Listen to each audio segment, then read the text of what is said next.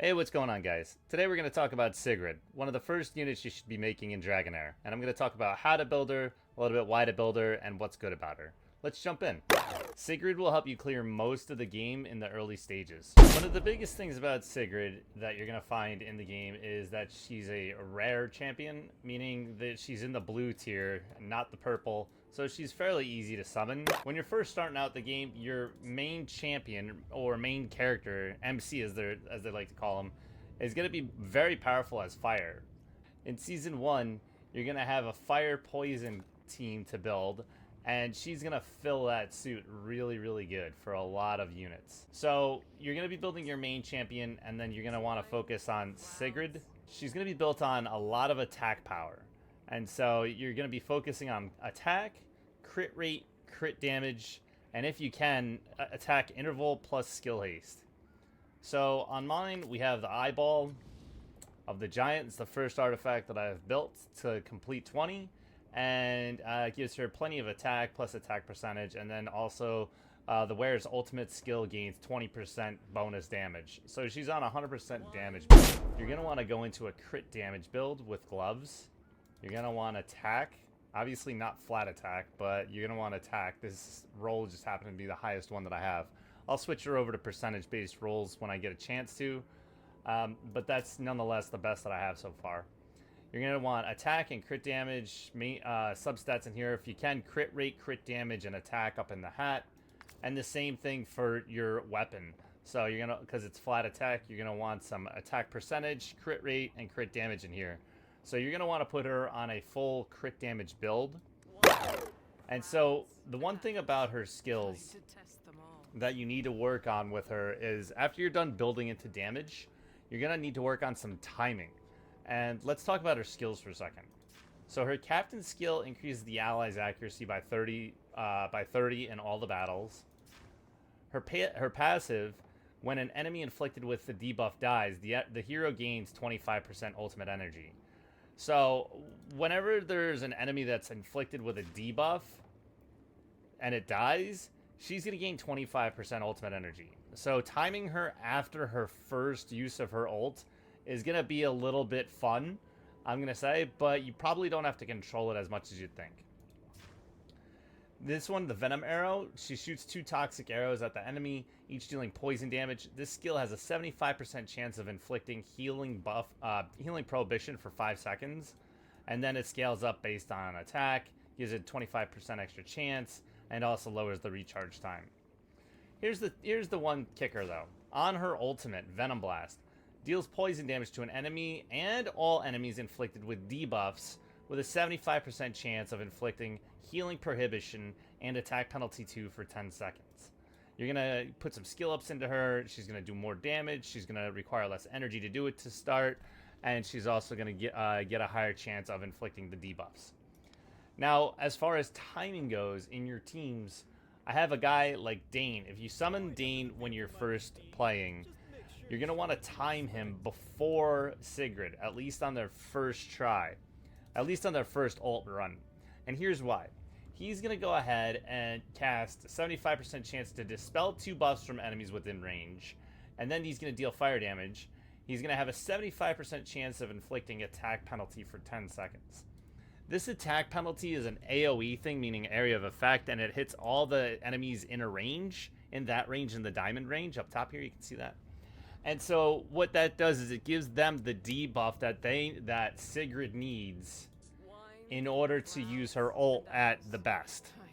So that's something key for you guys to understand is if you want to maximize Sigrid, she's going to be able to hit all the targets in the Goblin's lair for all the waves. And that's exactly what you're looking for to speed up your Goblin clear times. So you just got to make sure you have somebody that does an AoE debuff with a red debuff, and then let Sigrid go after her so she uses her poison damage to all the enemies. So basically, she puts out a lot of damage. She works great in your Season 1 team with your main character. You get Horus on day 3, and so you have these 3 right here.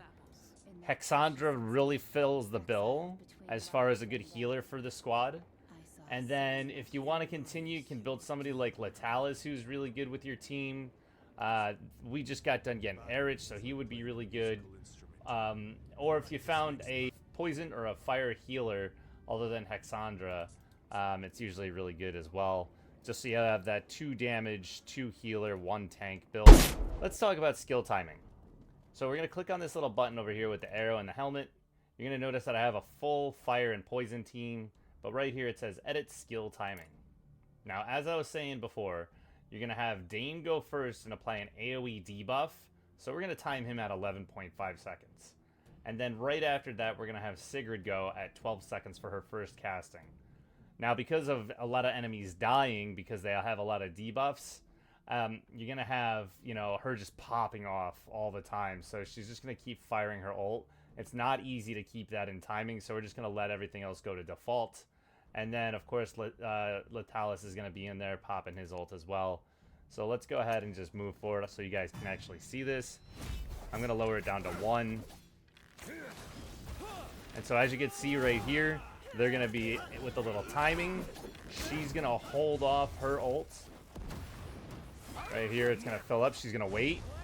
Dane's going to go first. And then she's going to go right after with the clear. So, as you can see, they're already dead because she killed them all. They had debuffs. We're not going to use Horus's ultimate because he's going to be slower than a few other guys are going to get caught up. But we'll do it just for 1 run so you guys can see. MC's going to go do some AoE damage. Dane's going to fire off first. Give an AoE debuff. And then she's just going to go right after that and hit multiple enemies. So, you guys can see it's just a little bit of timing work. It's not as hard as you'd think. You don't have to worry about getting into skill haste. And she's just going to go and pop that right here. Latalis is going to put his ult on everybody. Dane's going to drop his ult really quick. Now notice they're all AoE debuff. As soon as she gets up, there's somebody that died. She's just going to cast, and boom, all 3 of them are down. That's really what you're looking for with Sigrid, is just a lot of high damage. I wish I had a better set to put on her, but those are unfortunately the best items that I have to maximize her attack right now. But as you guys can see, we're already up in the Goblin's Lair 3 and doing level 2. So I'm pretty happy about my team. It's just going to get better and better. Okay, and here we are with Sigrid again in the Venom Dungeon. As you can see, she's going to be placed up here, spot 2. We're going to have Horus and Hexandra right here. Megan's going to be in the top, and the MC is going to be down here in the lower right. We have HP balancing going on, so that way Sigrid doesn't take as much damage, because the left orb will do damage to the lowest HP unit. So we actually have Hexandra and Megan on HP and I actually have Hexandra on a defense build with lower HP right now. So that way she can tank this left orb, or the right orb. It's left to us, it's right to the monster. And so Hexandra's taking the damage. Megan's going to be healing Horus. And Horus is just doing his thing. As you can see, you know, Sigrid doesn't take any damage.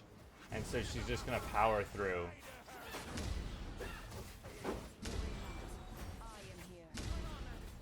There's a few different healers that you can bring into here. Quarion is one. I think Sally Ann's another one. There's 3 of them that you can do, but basically 2 healers and Horus, Sigrid, and your MC will be fine to complete this stage. And then we can just talk about like HP and you know, stats later. Oh wow, my MC's actually doing a lot of damage too. Well, you build them both kind of similar, so. And guys, if you still haven't gotten this yet, it's super helpful. I've been helping all my friends with it, but you know, it makes the game a lot easier to learn if you don't have an opportunity to ask questions or if you don't have anybody around. You can find this on Odd One Gaming's or Sky Asterix or Scratch Gaming, any one of their YouTubes, and you'll be able to get this.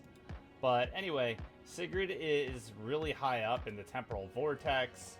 She's high up in the Goblin's Lair, Grave of Venom, Grave of Curse, Rot, Heretical Runes. She's great across the board. They gave her a 4.3 rating. That's not just for rare heroes, that's for everything. Like, there's legendary heroes in here too that are on this rating scale that aren't as high as her. So make sure you guys build your Sigrid. Don't worry about other units for the moment. She'll help you get through a lot of the early game stuff and, you know, get you to where you need to be for farming. Anyways, guys, thanks for stepping into the video. Have a great day, and I hope you get some really awesome equipment. Take care.